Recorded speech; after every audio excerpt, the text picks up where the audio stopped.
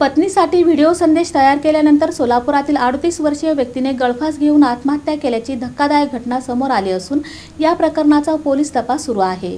सोलापूर शहरात एक धक्कादायक घटना समोर आली असून पत्नीसाठी व्हिडिओ संदेश तयार केल्यानंतर एका 38 वर्षीय व्यक्तीने गळफास घेऊन आत्महत्या केल्याची घटना घडली आहे। जाकीर अब्दुल रजाक पटेल असे मृत व्यक्तीचे नाव आहे।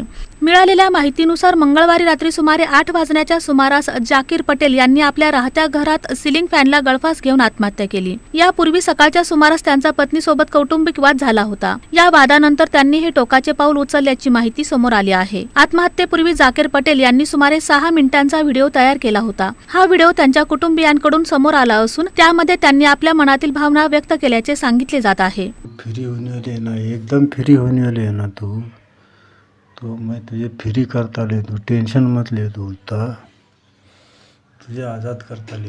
या तू पूछने वाला कौन नहीं रहेगा, करने वाला कौन नहीं रहेगा, बाद में टोकने वाला कौन नहीं रहेगा।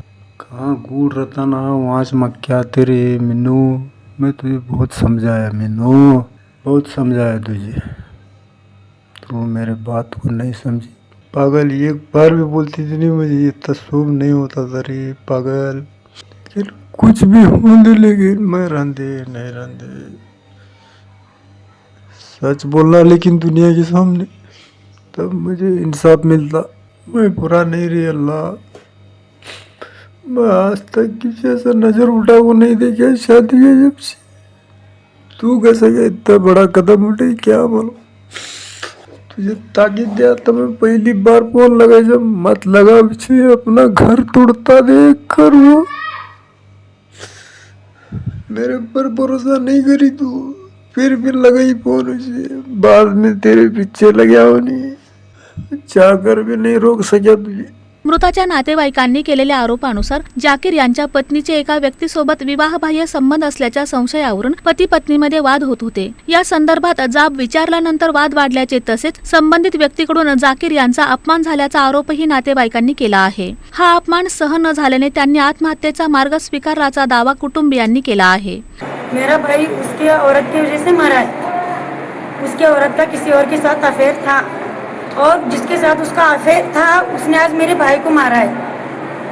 वो मारने के सदमे से मेरा भाई मरा है। मेरे को इंसाफी चाहिए मेरे भाई के लिए।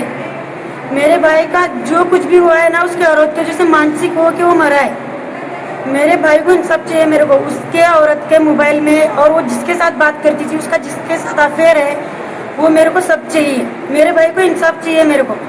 मेरा भाई उसके औरत के लिए मरा, उसका अफेयर था।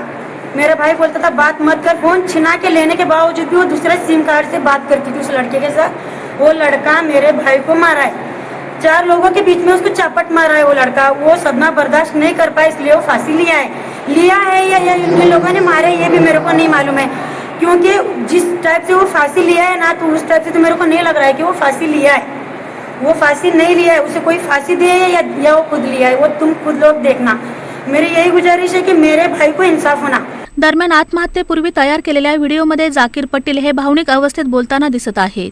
मी तुला फ्री करतोय, तुला आझाद करतोय, आता तुला अडवायला कोणी राहणार नाही। मी तुला खूप समजावलं पण तू ऐकलं नाही, असे ते म्हणताना दिसत असल्याची माहिती नातेवाईकांनी दिली आहे। घटनेनंतर जाकीर पटेल यांचा मृतदेह शवविच्छेदनासाठी सोलापूर शासकीय रुग्णालयात ठेवण्यात आला होता। या प्रकरणाचा पुढील तपास पोलिसांकडून सुरू आहे।